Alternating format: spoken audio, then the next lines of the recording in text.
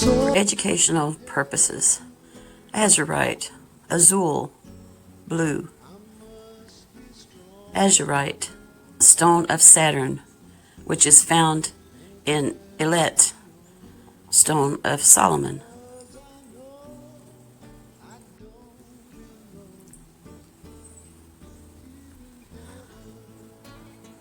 This is a brief description of azurite.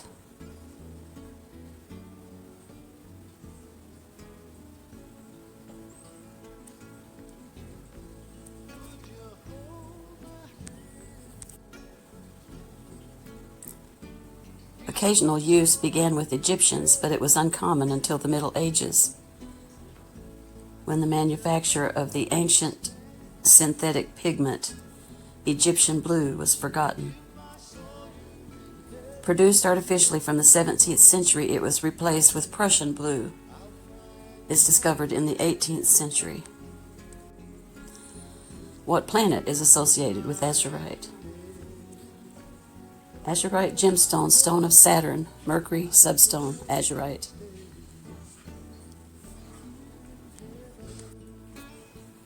Azurite was ground and used as pigment in blue paint as early as ancient Egypt. Through time, it became much more common. During the Middle Ages and Renaissance, it was the most important blue pigment used in Europe. Much of the azurite used to make the pigment was mined in France. For anyone who has been attracted to the idea of tapping into their own clairvoyance, connecting with their intuition, and seeking guidance from spirit guides, azurite could be just the stone to open those doors. What was azurite used for in ancient times? Azurite is most typically used for ornamental objects. It was also widely used in the ancient world and throughout the Middle Ages as a pigment and dye, as it was valued for its beautiful range of blue colors. It was most popular with painters in the Middle Ages.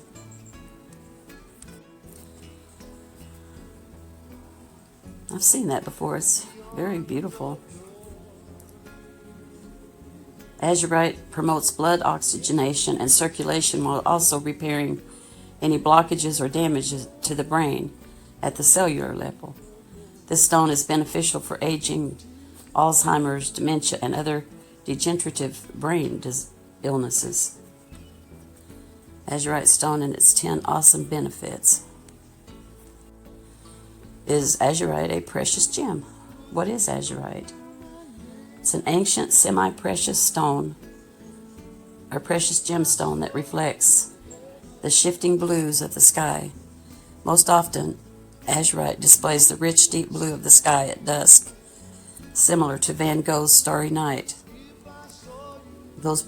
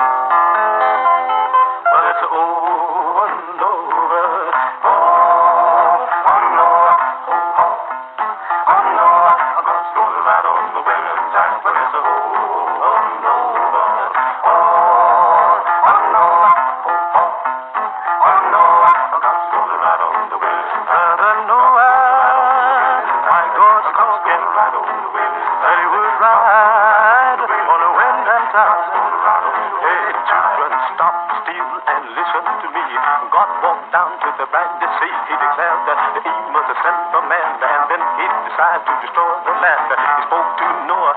Noah stopped. He said, Noah, I want you to build me an ark. I want you to build it 3 cubits long. I want you to build it big and strong. I want it 50 high and 50 wide so it will stand the wind and tide. It's over and over. Oh, oh no. Oh no. I got to go to ride on the wailing tide. I got to go to ride on the wailing tide.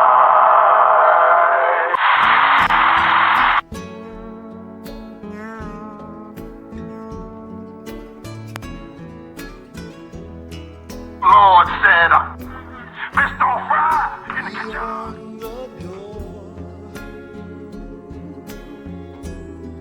There's peace, I'm sure, and I know there'll be no more tears in heaven. Don't burn in the grill.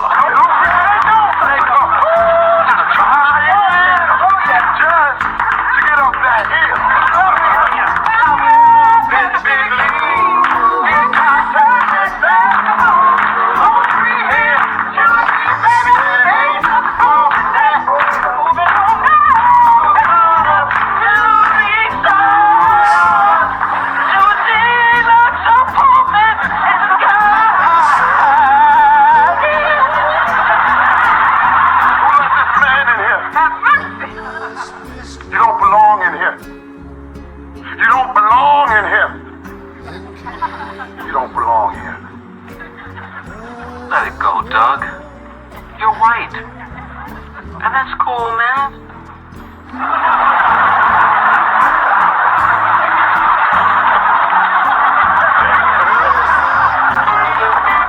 Don't belong here in heaven.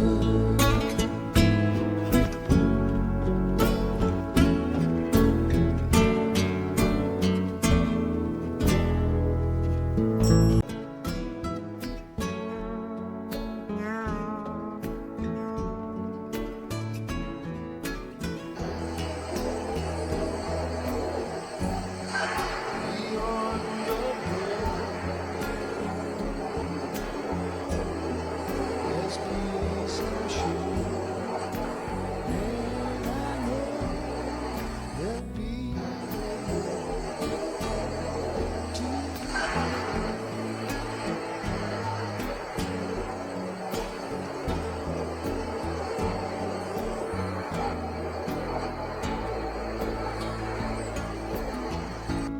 would you know my name? It's a very pertinent question to ask, how do we build back better?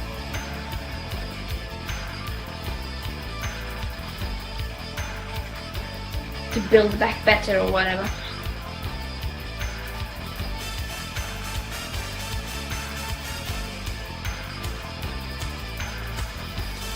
We have a chance to reset the clock and build back better than before.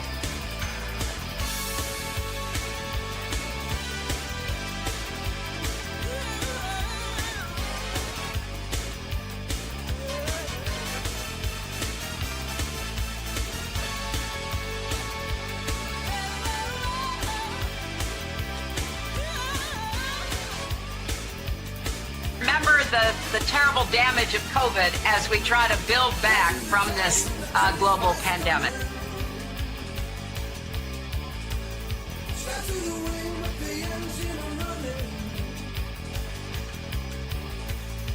Joe Biden calls it Build Back Better.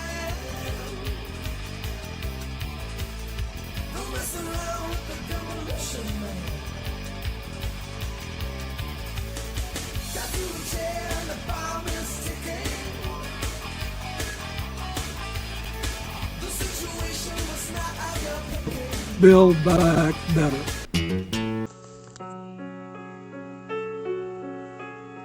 Hello, darkness, my old friend. I've come to talk. Voice of God weapon has already been created. The LRAD system, which is used to cast strong signals and crowd dispersion, can also be used to send messages long distances. I'll play a video of the CEO, Woody Norris, describing the Voice of God weapon and what it can do when it first came out. So again, this idea of being able to put sound anywhere you want to is really starting to catch on. It also works for transmitting and communicating data. It also works 5 times better underwater. We've got the military had just deployed some of these into Iraq where you can put fake troop movements a quarter of a mile away on a hillside. Or you can whisper in the ear of a supposed terrorist some biblical verse. I'm serious.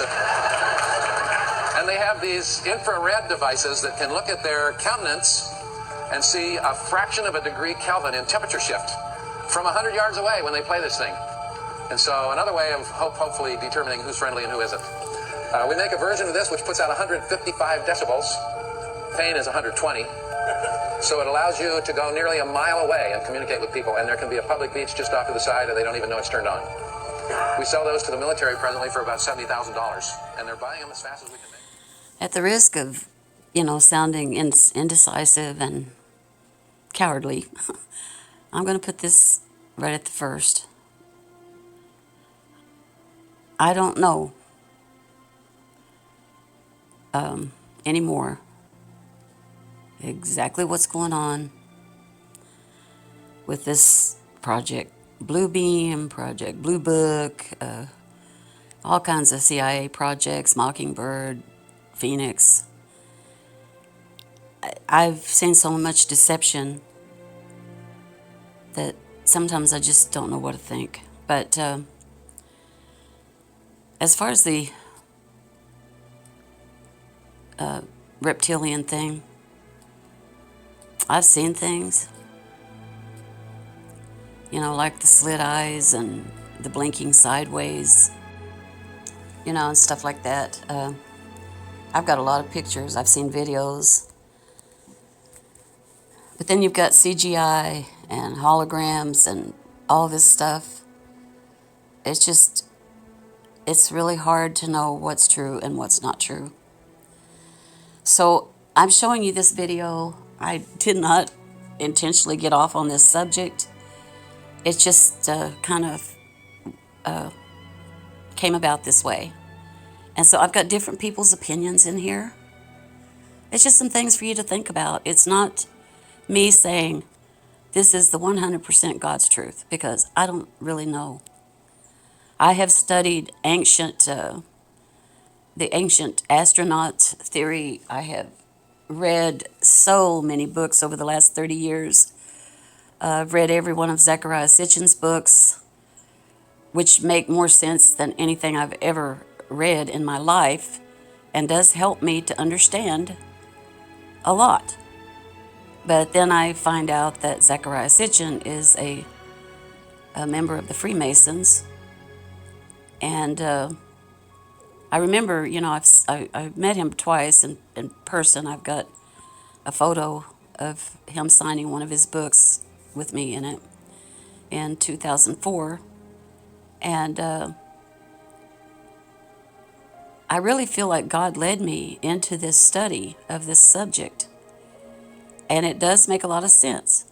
But then there's these other people out here that say the earth is flat, that we're kind of like in a snow globe with a dome over it.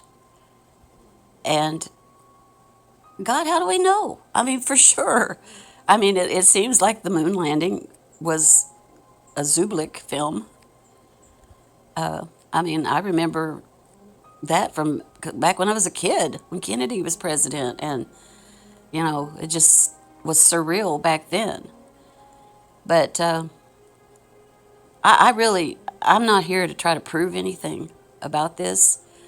I just picked up different information from different people and put it out here, and I would just love to hear what you guys have to say about it. And God bless you, everyone.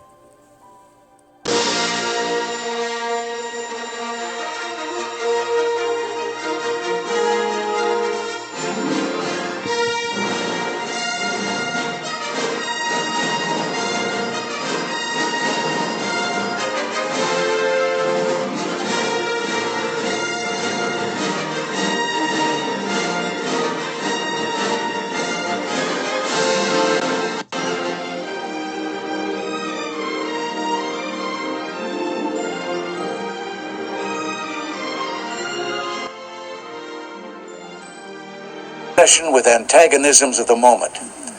We often forget how much unites all the members of humanity.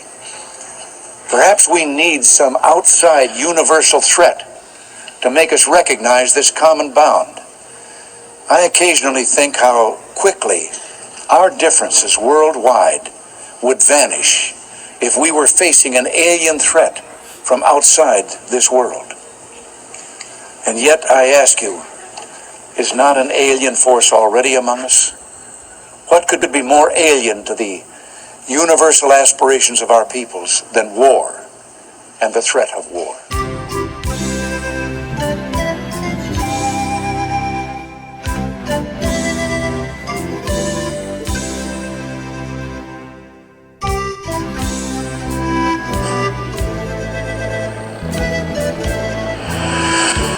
1952 was one of the biggest years of UFO sightings in U.S. history.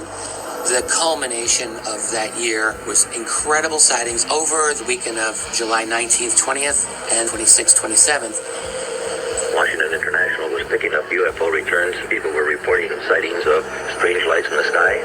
You've got these reports of these objects flying over the nation's capital. A week later, the situation essentially repeats itself. The press, having gone through this thing the week before, were better prepared, and they were down at the Washington International Airport asking what these things were that were being picked up by radar. We were getting the target returns on the ground about 2 or 3 in the morning. We were still getting these returns. Andrews Air Force Base scrambled 2 F-94 jet interceptors to investigate what was going on. This time, one of the pilots reported that he did see a group of lights, and he flew towards them, and they appeared to be all around him. Then they moved off, according to the ground radar and his report. Harry Truman made some phone calls to try to get some information on what was going on. Government people coming out of their offices saw these objects, and you couldn't tell them that it hadn't happened.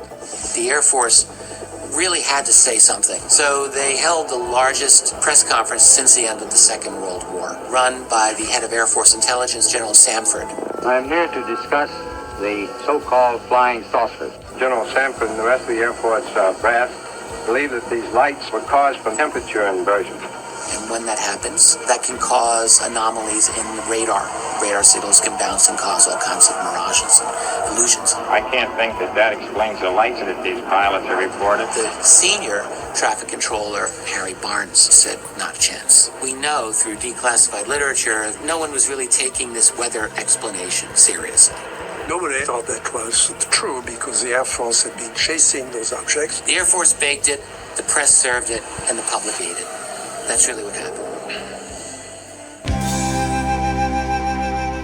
In 1945, a farmer finds several sealed earthenware jars containing 13 leather-bound papyrus books in Egypt. These secretly hidden books are about to change the way we look at human history. These secret books were written by early Gnostic Christians, and they contained information about how the human race was genetically modified to steer evolution in a certain direction. These texts describe a race of extraterrestrial reptilian creatures known as Archons, who had ruled the planet for many centuries. In almost every ancient culture, we find the descriptions of these serpent-like beings. In India and other parts of Southeast Asia, these creatures are called Nagas. But what is so intriguing is that these secret books referred to the so-called Garden of Eden as a complex genetic engineering lab where these reptilian Archons had tried to genetically mutate the human race so that they could evolve. Humanity's greatest illusion. Picture this, our skies with alien spaceships or religious figures projected onto clouds. Sounds like science fiction. We'll meet Project Bluebeam, a conspiracy theory that might just blow your mind. Born in the 1930s, this theory suggests that NASA could fake an alien invasion or a second coming using advanced holographic technology to establish a new world order. But wait, there's more to this enigma than just holographs. Project Bluebeam allegedly has multiple steps, including Voices of God technology that involves broadcasting voices into people's minds to make them believe in divine intervention. Shocking, right? But the final phase of Project Bluebeam is even wilder. Culmination. Faking the rapture of an alien event to unify the world under one government. So next time you see something strange in the sky, remember Project Bluebeam. Follow for more chilling theories. Vancouver, Canada, March 7, 2016. A model of the Botany Bay, a DY-100 sleeper ship commandeered. What is Project Bluebeam? Serge Monast conspiracy theory resurges. Bruno Cook. Wednesday, 6th of July, 2022, in the UK. Updated Tuesday, 21 February 23. Ubiquitous journalist and conspiracy theorist Serge Monast came up with Project Bluebeam in the early 1900s. The theory, which rests on various claims about NASA, the UN, and a so-called New Age religion with the Antichrist at its head, has made a resurgence in recent times. The Poynter Institute noted last year that the New World Order conspiracy theory came to the fore during the pandemic caused by COVID-19. Note, it also describes the theory as categorically false. It's been coming up a lot on Twitter recently too, in response to a wide range of stimuli, holographic projections, weird weather patterns, etc. So what's it all about? That's a good question. I've been hearing about Project Bluebeam for many years, and I do believe that it's real. But I don't know what theories are all out there, so that's why I'm researching right now. Well, it's an interesting hand symbol, a little bit Freemasonic.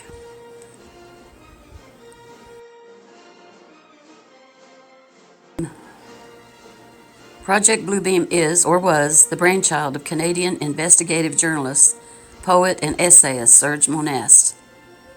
Monast died on December 5th, 1996, at the age of 51. He spent much of his life as an active member of the Social Credit Party of Canada and started writing about New World Order conspiracy theories in the early 1900s. His Project Bluebeam idea first came to light in 1994. Find his original essay on Educate Yourself here. He also talked about it at length in an interview with the International Free Press Network that year. Our task, he says, is to make the people realize the coming of the New World Order is not a dream, neither a paranoid thought. It is a real satanic undergoing project. What are the aims of NASA and the UN's Project Bluebeam, according to Serge Monast? In the interview, Monast describes Project Bluebeam as satanic.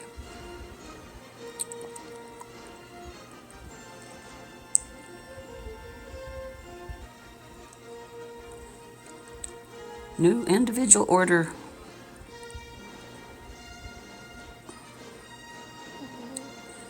It has 4 key goals, he says. The first is to abolish all Christian traditional religions in favor of a single religion based on the cult of man. Second is to abolish all national identity and national pride in favor of world identity and world pride. Third is to abolish the family as known today and replace it by individuals all working for the glory of one world government. It doesn't sound like a conspiracy theory to me. It sounds like exactly what's been going on for many years and what's happening right now. Finally, Serge Monast claims Project Bluebeam, which is supposed to be a collaborative effort between NASA and the UN, wants to destroy all individual artistic and scientific creative works. That doesn't sound like a conspiracy theory to me.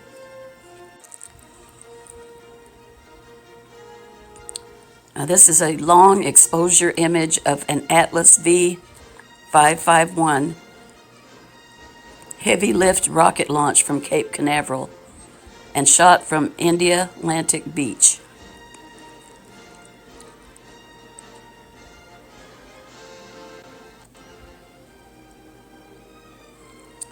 What has the theory got to do with green skies, strange clouds, and holographic projections? One of the key tenets of the Project Bluebeam conspiracy theory is that NASA and the United Nations want to implement a new age religion and start a new world order via a technology simulated second coming of Christ.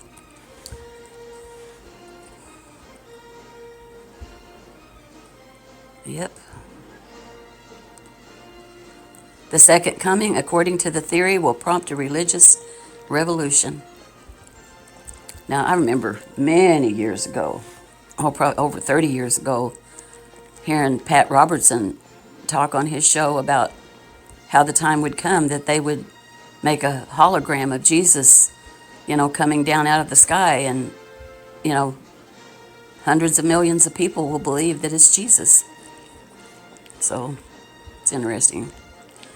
The context in which Project Bluebeam has come up in recent days, on Twitter, for example, include a video of an apparently strange cloud formation, photos of green skies over South Dakota, and holographic projections of sea creatures at an event in late June. See the relevant post below.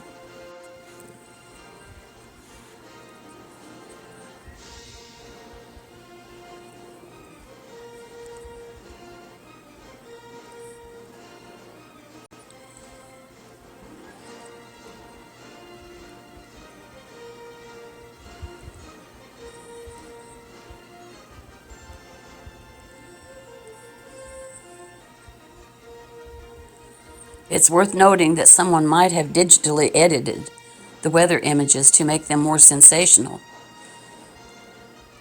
But the idea linking the posts is that these occurrences hint at what NASA, and I would insert there DARPA, D-A-R-P-A, and HAARP, H-A-A-R-P, in Alaska, or corporations in general, are capable of when it comes to creating convincing illusions. People often bring up Project Bluebeam, one conspiracy theory blogger notes, to explain aerial anomalies. Others have noted similarities between Monast's ideas and Star Trek. Conspiracy theory blogger Secret Sun published a post in 2010 entitled Project Bluebeam Exposed. In it, they compare some of Star Trek creator Gene Roddenberry's ideas penned in the 1970s with elements from Serge Monast's Project Bluebeam theory. Of course, they always tell you in advance what they're doing, what they're going to do. So that doesn't mean it wasn't true, or it doesn't mean it was true. It is on this basis, Secret Sun writes, two of Monast's Bluebeam claims were taken straight out of the Star Trek script. Of course, the ideas may have come to Monast organically, just 20 years after Roddenberry thought of them. And it could be that it's because they're both telling the truth. I don't know. What do you think? But there are other examples of crossover too. Read more on Secret Sun's website. Interestingly, some have posited Mel Gibson's character in 1997 film Conspiracy Theory was modeled on Serge Monast. Evangelical preacher Tex Mars has developed some of his ideas. Find his writings here. And for more on Project Bluebeam's origins and recent occurrences, read Myth Detector's article on the conspiracy theory here. Okay, this is one of those articles by Tex Mars. The evidence is conclusive. Preparations are in high gear for concentration camps in America. Police state has become a work of art. Some 9 years ago, a French-Canadian reporter named Serge Monast called the ministry, desperate to speak with me personally.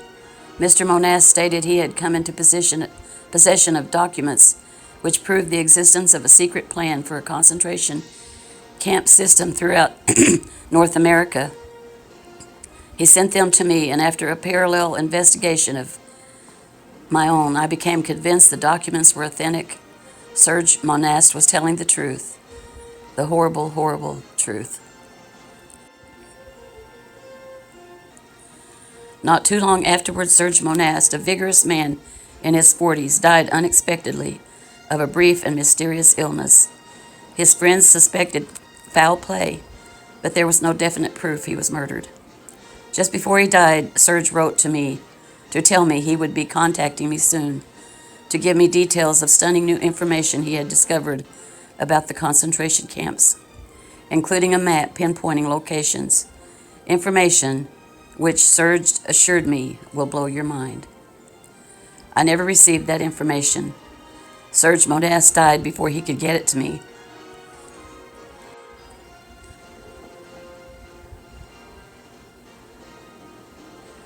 I made a promise back then that I would get to the bottom of this matter and report the truth to you, the dear readers of Power of Prophecy newsletter, who truly care for humanity and are concerned about the rapid growth of the police state. Now, after years of intensive research and investigation, I have just released my latest video, Gulag USA, Concentration Camps in America. In this jaw-dropping new video, I present a mountain of new evidence and facts with many photographic materials. I encourage you to obtain a copy of this revealing and documented video. Judge the facts for yourself and then act accordingly. In Gulag USA, I examine and review the bloody and deadly historical record of concentration camps. Many believe the Nazis in the 1930s and 40s were the first to develop the systematic use of such camps. In fact, for over 150 years, genocidal concentration camps have been used to round up, incarcerate, torture, and methodically massacre targeted enemies of the state, inferior races, or class enemy. Okay, so this is believed to be a U.S. government concentration camp in Arizona. In the colonial era in Africa, the British became experts at genocide. This was justified, wrote the great liberal philosopher Herbert Spencer, insisting that imperialism has served civilization by clearing the inferior races off the earth. The blacks, the European conquerors concluded, were like unto brute beasts, worthy of slavery, isolation, banishment, and death. As the bloodthirsty character Kurtz in Canada's apocalyptic novel, Heart of Darkness, remarked, exterminate all the brutes. Later, the Bolshevik communist international Jews, under the leadership of Lenin and Stalin, further refined the genocidal goals of concentration camps, while some ethnic and racial groups, such as the kulaks, were chosen for extinction by Soviet Gulag. The communists mostly chose as their victims those whom they believed to be enemies or potential enemies of their peculiar Illuminist philosophy. In this category, enforcing Section 58 of the USSR's Criminal Code, the Soviets rounded up people adjudged guilty of thought crimes. Then, of course, there were the millions who were abducted and taken away, not for anything they had said or done, but simply as a means of raising fear and terror in the hearts and minds of the remaining populace. What we need, raged the insane Lenin, is more red terror, more and more and more. The Nazis ran dozens of concentration camps. The Soviets had thousands. The Theory and Practice of Hell. I recently read Eugen Kogan's thought-provoking book, The Theory and Practice of Hell, which is a description of the hellishness of Nazi concentration camps like Auschwitz, Buchenwald, and Lublin. It is obvious that Adolf Hitler and his SS Gestapo chieftain Heinrich Himmler simply followed the pattern of communist Russia's busily functioning Gulag concentration camp system. Hitler was a great admirer of the methods of Stalin and the communists, and he warmly welcomed former German communists as new members of his Nazi party. In a post-note to his book, Kogan even shows how, in the post-World War II period, after helping to conquer the Germans, the Russians conveniently seized and kept in operation all of the Nazi concentration camps in places like Ravensbrück, and Sachsenhausen, the communists built up prisoner populations of up to 250,000 inmates per concentration camp. My little puppy's down here snoring. In the investigative expose book, An Eye for an Eye, Jonathan Sack, himself a Jew, sadly notes that the Soviet regime installed ruthless communist Jews as commandants of these brutal horror camps. Their victims included forbidden class enemies, certain categories of intellectuals, hapless German women and children driven off their lands and out of their apartments simply because they looked too German, and American POWs captured by the Nazis. The Russians never released these American POWs. After the war, they either killed them or shipped them as slaves to Siberia to die of overwork and starvation. The Japanese were busy in the 30s and 40s building concentration camps in China, Korea, and Southeast Asia, and in the United States.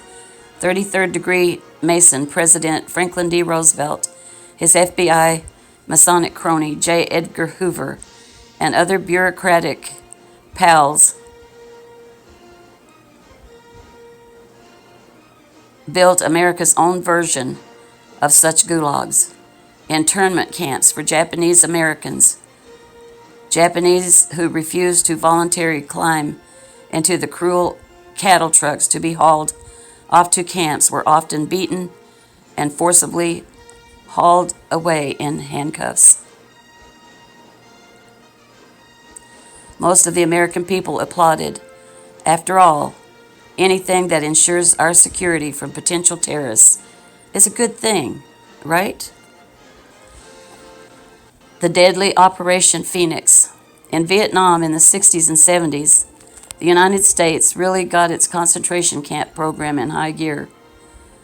The CIA and U.S. Army Special Units set up a string of torture and death camps throughout South Vietnam.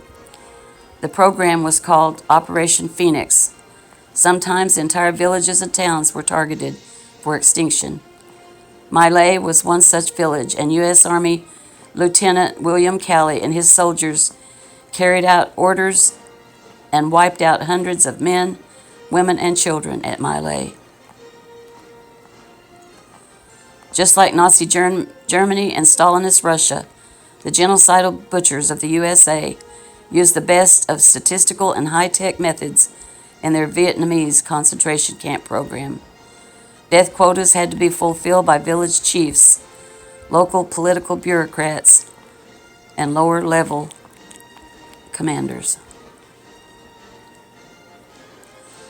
As Doug Valentine points out in his powerfully documented book, The Phoenix Program, neutralization quotas put on them meant they had to sentence so many people a month regardless. And God, if you ever saw those prisons. In Hostages of War, Don Luce also examines the perverse Phoenix program, recounting its massive and unjustifiable use of torture, repression, and assassination. Most victims, he notes, were innocent, brought in only after a nosy neighbor, village gossiper, or family enemy falsely reported them to authorities as a potential threat to security. Many were accused of saying something they shouldn't have said or of insufficient support for the political system.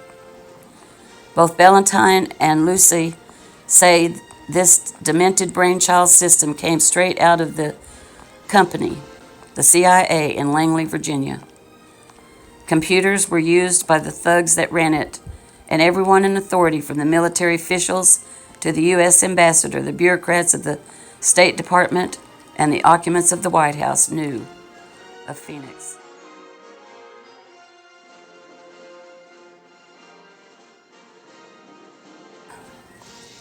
This is the carnage of Jim Jones People's Temple in Guyana, South America. Yes, and this also was a CIA operation. Independent investigators now believe this to have been an experimental death, torture, and brainwashing camp clandestinely run by the CIA. To cover up their atrocities, the CIA ordered an assassin team to go in and kill Jones and his followers. The Guyana coroner reported that most died of gunshot wounds, not cyanide poisoning. But consider this: the American people knew little or nothing about Phoenix. And to this day, over 3 decades later, the press, CBS, NBC, ABC, Washington Post, etc., still refuse to report the facts.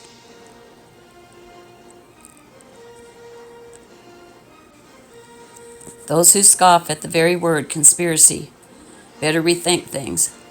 How often have you heard the faulty rhetoric? Oh, I don't believe in conspiracies. If that was true, why don't I read about it in the newspaper or see it exposed on the TV news?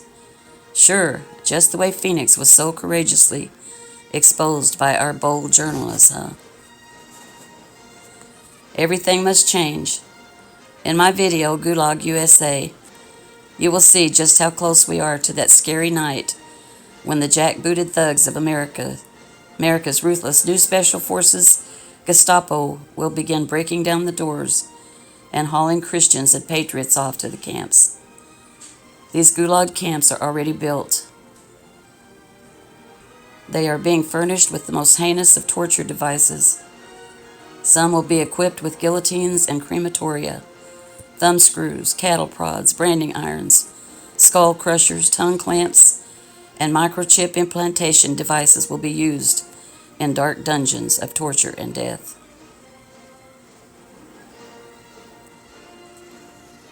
Bush, Ashcroft, Tenet, and the boys are preparing the way, conditioning the mass public, rousing fear and alarm, declaring that cell after cell of domestic and foreign terrorists are out there plotting more crimes of infamy. If necessary, Washington, D.C. tells us the Constitution must be shelved. Haven't we seen them trying to do all this? The need for the people's security and safety make the Bill of Rights antiquated and obsolete. Torture also must be made acceptable, say Jewish lawyers, like New York's Alan Dershowitz and Associates. During the French Revolution, as the Masonic Illuminist plotters ominously round up frightened legions of bewildered men, women, and children targeted for rape, torture, mass drownings, and the guillotine, the revolutionary leaders of the government in Paris, led by Robespierre, Voltaire, and other Illuminists, cried out, "Everything now is different. Everything has changed. Liberty requires action. Carpe diem, seize the day." Listen closely, my friends, for that same fatal cry is being loudly cried out even today in the USA, and the same devils are behind it. Investigators found this rail car equipped with shackles, parked in an isolated area on the train tracks. It appears to be designed to transport prisoners. Project Bluebeam is this crazy conspiracy theory. It's a prediction that one day the government will stage this hyper-realistic alien invasion. And this was considered to be complete madness up until June 5th, 2023, when the US government announced that we are definitively not alone in the universe. Like 9 foot, 10 foot tall. They look like aliens to us. Big eyes, they have big eyes. We are currently witnessing events that are making us question our very existence. So my question is, what does the Bible even say about this? Well, the book of Revelation talks about a time when this great deception will come upon the earth. This will tie in with this beast system which will dominate the earth in the last days. People will actually worship this beast, making it their new god. And this just blows my mind, because this same exact thing has actually already happened before. See, once upon a time, these beings of light came down from the sky, much like today. They taught humanity all sorts of knowledge, so we ended up worshiping them as our gods. See, these beings were actually called the Anunnaki by the ancient Sumerians. And you've probably heard about this topic 1,000 times, but we just call them aliens. What blows my mind is if you just read the book of Enoch, you'll quickly realize that these Anunnaki, or aliens everyone keeps talking about, are referred to as fallen angels by Enoch the entire time. Now, how does this tie in with Project Bluebeam? Well, much like ancient Sumeria, there are beings coming down from the sky today, probably coming to bring us knowledge and understanding. You see, these aliens are actually angels, and we have understandably mistaken them to be extraterrestrials. Ladies and gentlemen, you have my deepest condolences, because we are at the very start of the end of the world.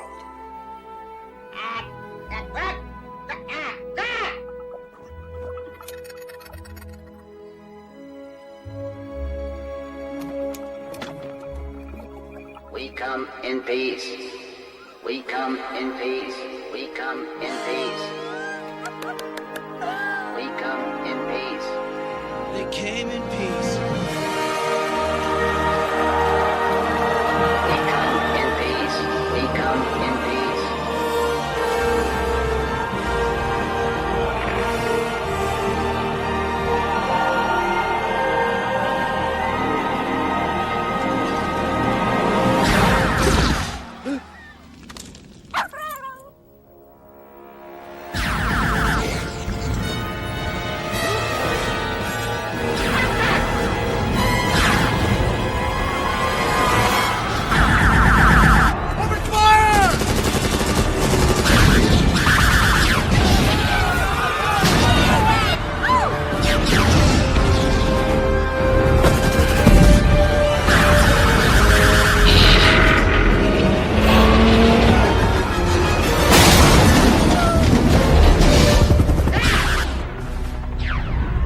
Whoa.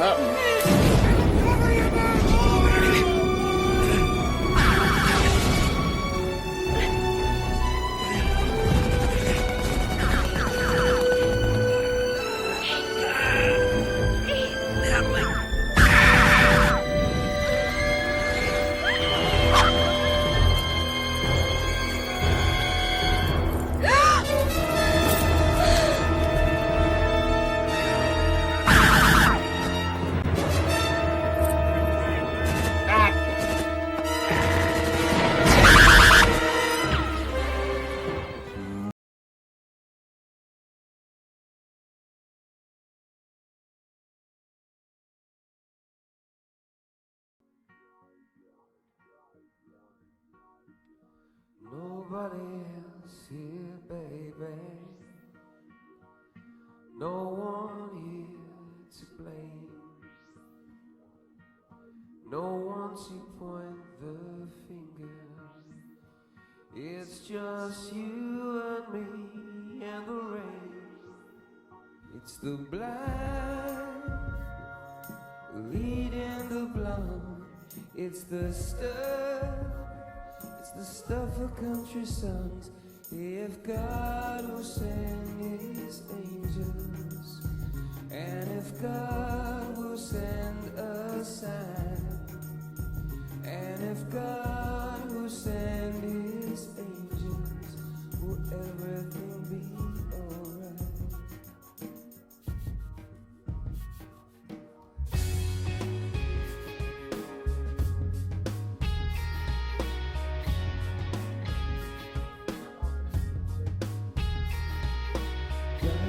Guys from North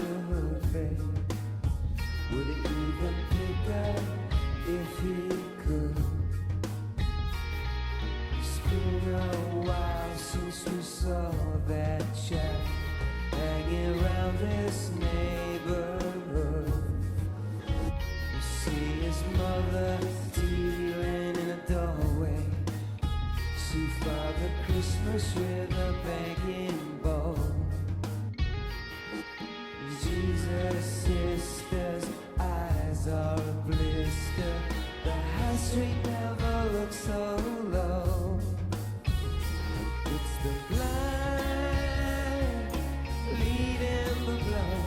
It's the cops collecting for the cops. And God will send His angels. And if God will send our sign, and if God will send His angels,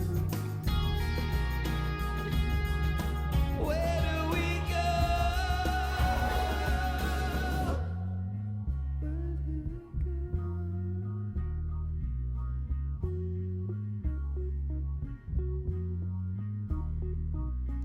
Jesus never let me down. You know, Jesus used to show me the score. Then they put Jesus in show business. Now it's hard to get in the door. It's the stuff of country songs, but I guess it's something to go on. So where is the Hello, my name is Gene Gilmore. My birth given name is Eugene Reuben Akers. I don't want any money for what I'm doing because hopefully this video won't come out until after my death. So I have nothing to gain, nothing to profit by telling you what I'm going to tell you. And a lot of what I'm going to tell you is available online until they see this video. And I'm sure things will start getting scrubbed. As well as moon photos. But anyway, my father in 1968 was stationed at Cannon Air Force Base in New Mexico. I made notes on my computer so that I wouldn't forget anything, because there's a lot of little things and stuff that I'd forget. So these notes were made a long time ago. The original recording that my father made on his deathbed was destroyed in a fire. So this is my deathbed confession, because now I'm dying of cancer. I've got cancer all over the place, and they don't know where it's coming from, and I don't know if they can stop it, but it don't look good. So I'm going to go ahead and make this video for Bart Seibel.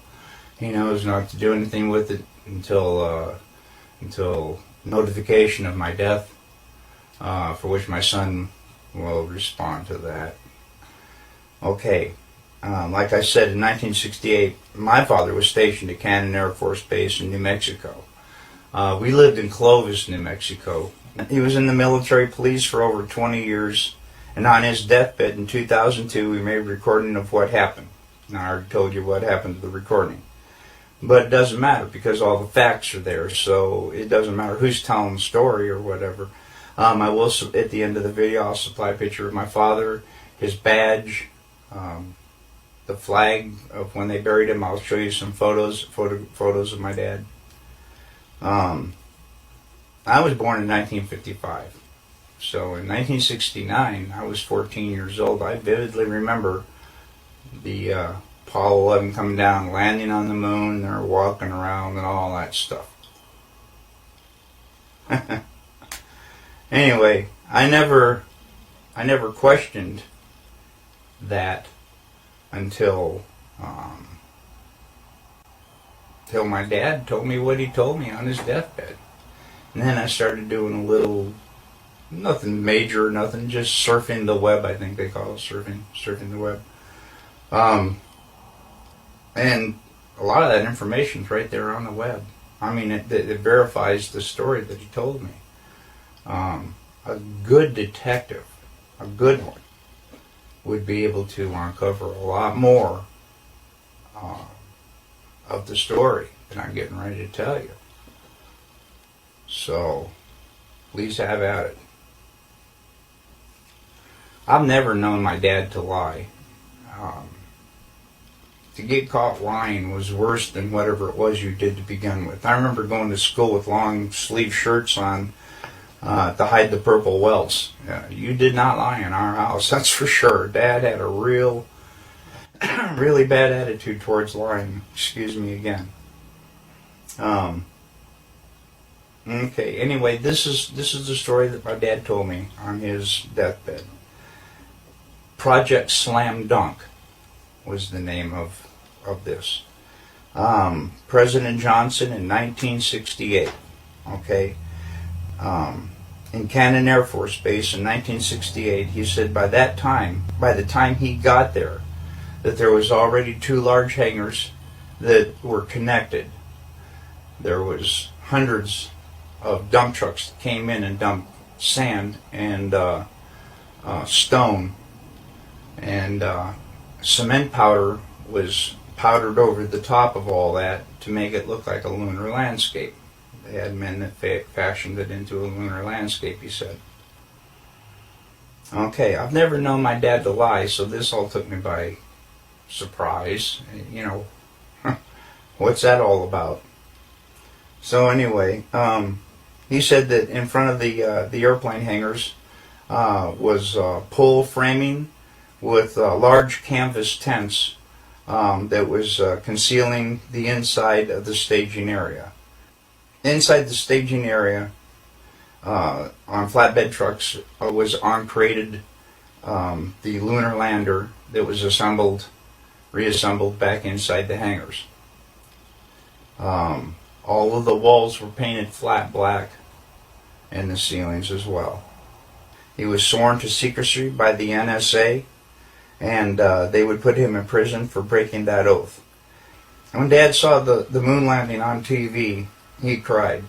He said he knew that what he had witnessed on TV was exactly what they recorded in that hangar.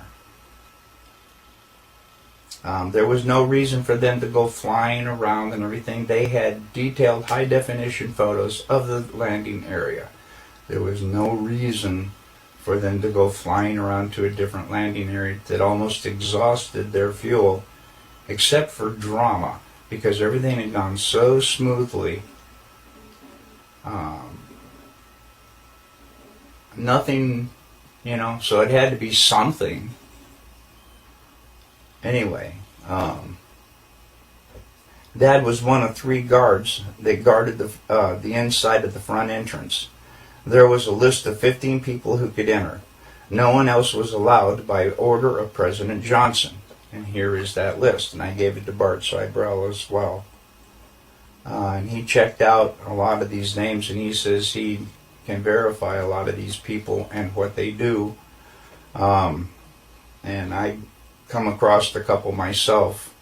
Anyway, President Johnson, Neil Armstrong, Edwin Aldrin, Werner von Braun, Robert Emenegger, Gene Kranz, James Webb, Joe Kerwin, Dr. Thomas Paine, Glenn Looney, Dr. Christopher Kraft, Dr. James Van Allen, General Trudeau, Lieutenant Colonel Donald Simon, and Grant Norrie. Now, the only 2 that I really have information on is Robert Emenegger. Apparently, he did a lot of video work and stuff for the Department of Defense. So the DoD did know him. Okay, and the other one was Grant Norrie, Norray, I believe. Was to the best of my dad's knowledge, was a like some FBI, CIA, NSA, who knows, something like that. Okay, President Johnson only showed up for the first day of filming. Filming lasted for 3 days, and the entire project was restored to original. In other words, the hangars were all taken apart, the sand was all removed, and so on and so forth. Okay. Dad said there was a lot of building going on at the base. So at the time, so sand and cement powder was never questioned. I can see how they could smuggle that all in within everything else that's going on. Since 2002, I have dug up, I already told you about that, the evidence for the moon landing that I have found. If you go to Google and go to Cannon Air Force Base website, they admit that President Johnson was there. The lunar lander was there. The astronauts were there. I also have verified some of the people on the list were there. I also verified there are a lot of building going on in the base, just as he had told me.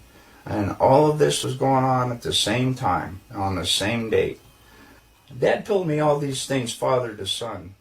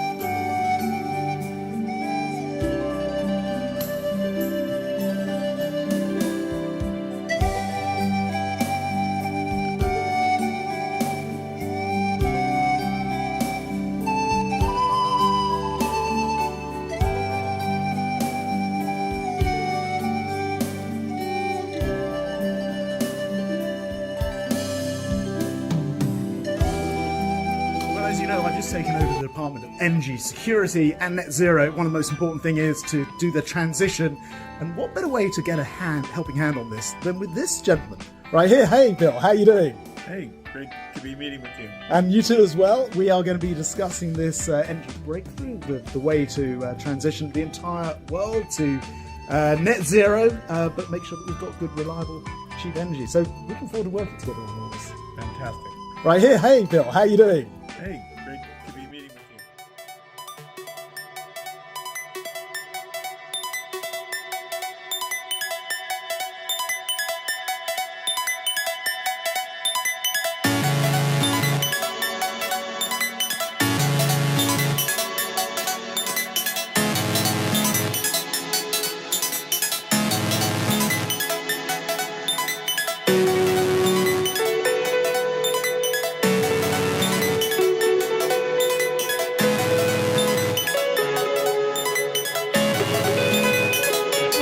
The scariest moment of the journey?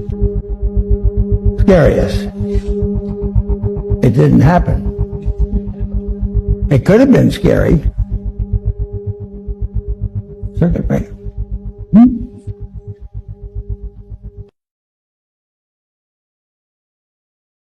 I challenge your history again. There is absolutely no record that 6 million people were put in concentration camps. They only have 16 million to begin with. I challenge your history again. There is absolutely no record that 6 million people were put in concentration camps. They only have 16 million to begin with. Breakthrough, the way to transition the entire world to net zero, but make sure that we've got good, reliable, cheap energy. So looking forward to working together on all this. Fantastic.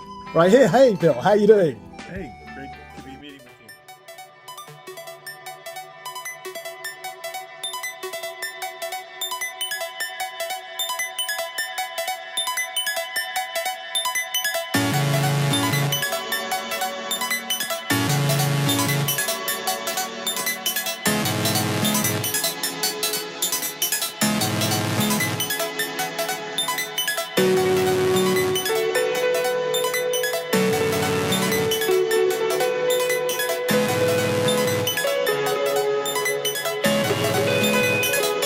What was the scariest moment of the journey? Scariest. It didn't happen. It could have been scary. Circuit breaker.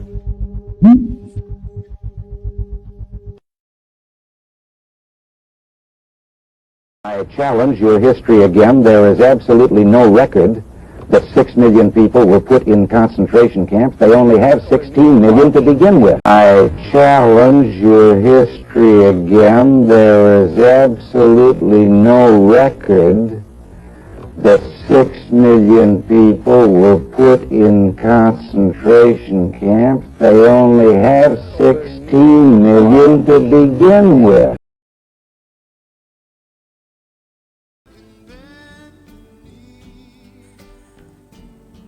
I'm more worried about Israel and Joe Biden. What's that say?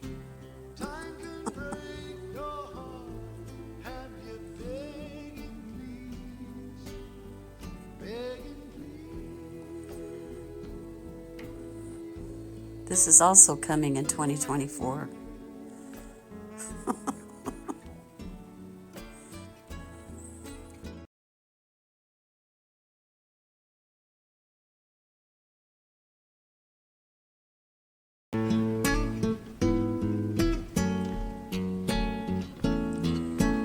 Developing devil comet that is 3 times bigger than Mount Everest is heading towards Earth in 2024.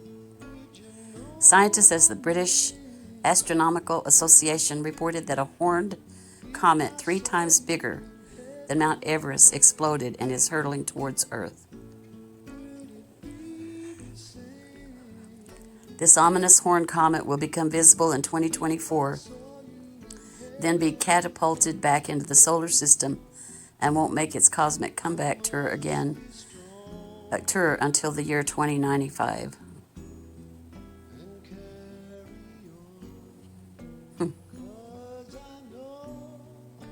It's kind of spooky looking.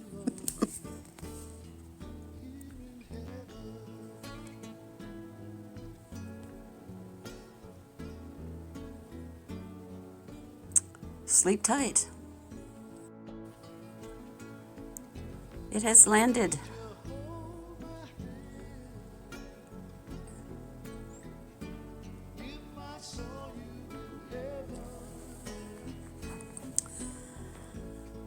People always say The Simpsons predict stuff, but we got to give this one to the Family Guy.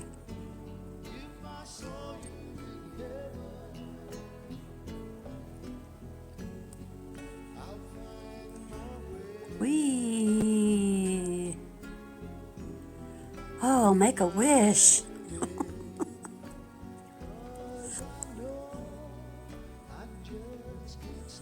Oh God, the economy. How is this going to affect my stocks?